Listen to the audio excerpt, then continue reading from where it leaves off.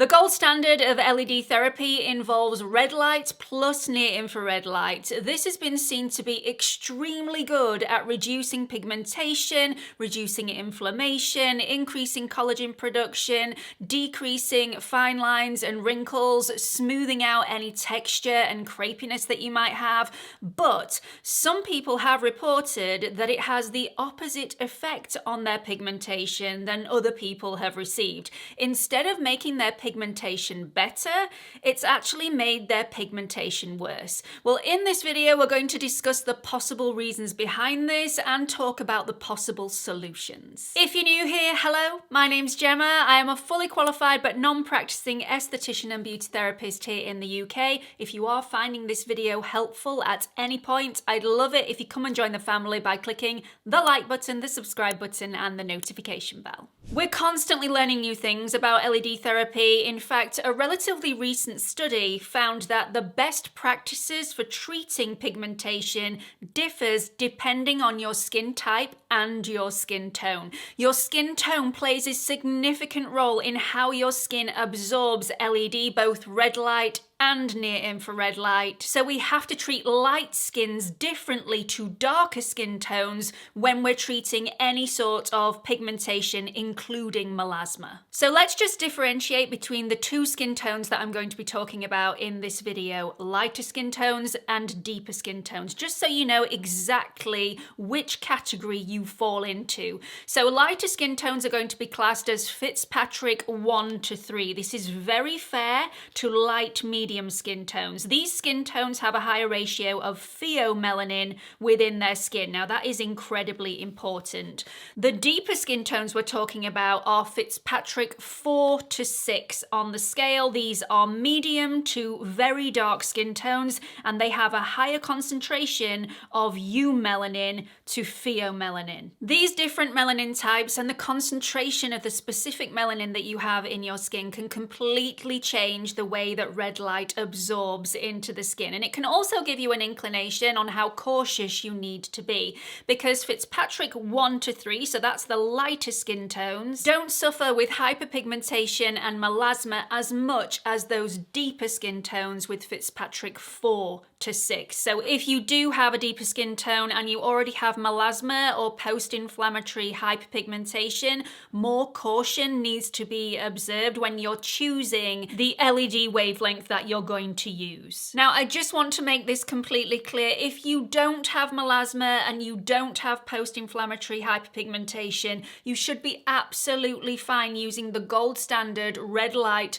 plus near-infrared light. So many people get super positive results out of using that combination together. My mum is a prime example of this. Her pigmentation that was caused from sun damage is practically non-existent now because the red light plus near-infrared light has completely faded that away, and her skin looks absolutely amazing. If you're worried about or you already have melasma or hyperpigmentation, here's how those skin conditions could get worse with LED therapy. So let's just talk about what melasma and pigmentation are so you can clarify which one you actually have, if any. Melasma is skin pigmentation that often affects the cheeks, the forehead, the nose, the upper lip, and it can often be triggered by hormonal changes, which is why you see it a lot in pregnant women. And once you've got it, it can also be triggered by heat. Post-inflammatory hyperpigmentation is pigmentation that's caused by an excess of melanin in the skin, which is triggered by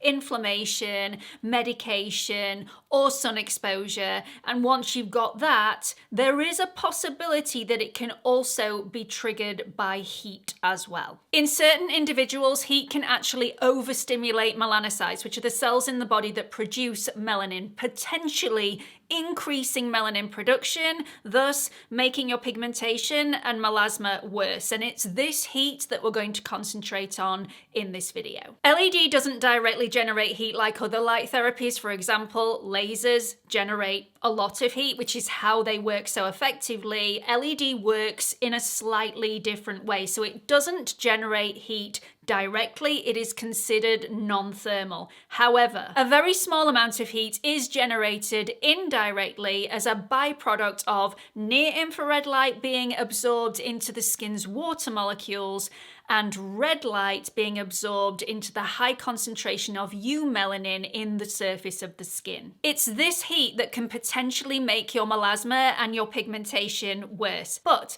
there are possible ways to get around it. I had Bev May Sanderson on my channel recently, and she had some very interesting things to say about melasma, pigmentation, and freckles, which are all within the same category. If you haven't seen that video, I'll link it up here and also at the end of this video so you can check it out a little bit later on.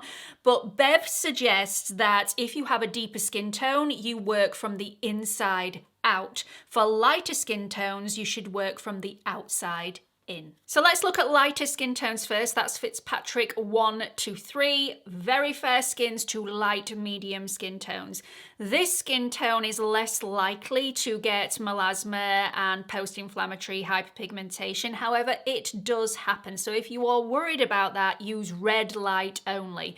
Red light can reduce pigmentation on the surface of the skin without the involvement of near-infrared light. And if you have melasma, the introduction of near-infrared can unnecessarily heat up the lower layers of the skin, potentially triggering more melasma. Let's move on to deeper skin tones. So that's Fitzpatrick 4 to 6. That's dark, medium, all the way up to very deep. Deeper skin tones have a high concentration of eumelanin in the surface of the skin, the epidermis, and red light specifically is highly absorbed by eumelanin. And it's this absorption into the eumelanin that creates localized heat within the skin, which can overstimulate the melanocytes, triggering them to create more melanin, making that melasma worse. So we need to bypass that top layer of the skin and work from the inside out with deep skin tones. For this reason, if you have a deeper skin tone and you have melasma or post-inflammatory hyperpigmentation, you need to not use red light,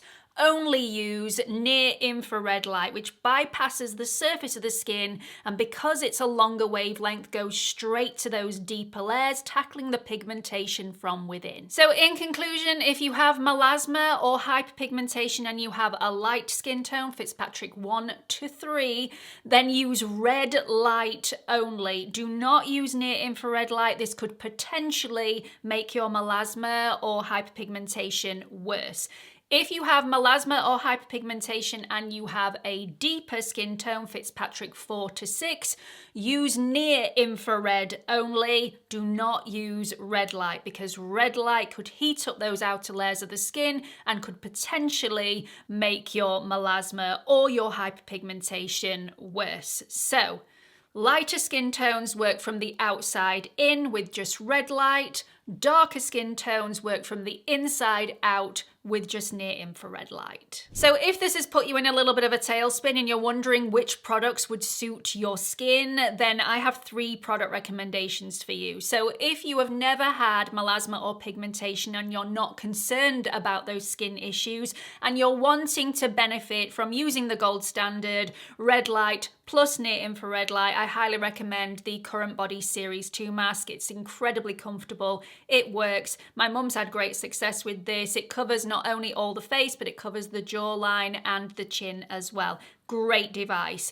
If you are worried about hyperpigmentation and melasma and you have a lighter skin tone, I definitely recommend the Mesama Prana mask. This has the capability of turning off near-infrared, so you can use this with red light only. It also has the function of pulsed light technology. I'm not going to go into that massively in this video because it's not for that, but pulsed light is really beneficial for the skin. And finally, if you have a deeper skin tone and you're worried about melasma and pigmentation, unfortunately there isn't a mask out on the market that only does near-infrared light. However, Mesama have brought out a panel that does have just near-infrared capabilities. It also has the gold standard of near-infrared plus red, and it also has red light only. So if you do prefer a panel rather than a mask, this would also be suitable for those of you with melasma or pigmentation with a lighter skin tone as well. But this is the only product available in my knowledge that would be suitable for deeper skin tones, Fitzpatrick 4 to 6,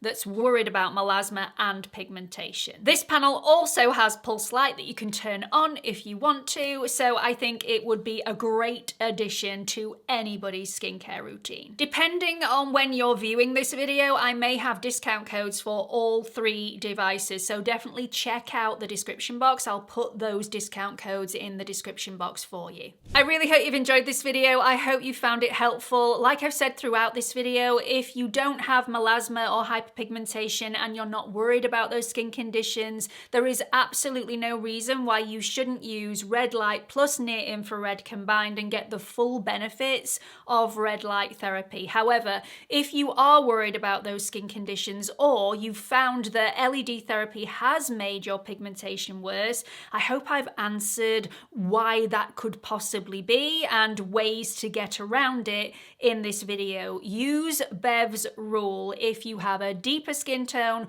work from the inside out with near infrared only. If you have a lighter skin tone, work from the outside in with the shorter wavelength, red light only, and bypass near infrared altogether. I really hope this has helped. Please don't forget to like and subscribe before you leave, and hope to see you all in the next one. Bye everyone.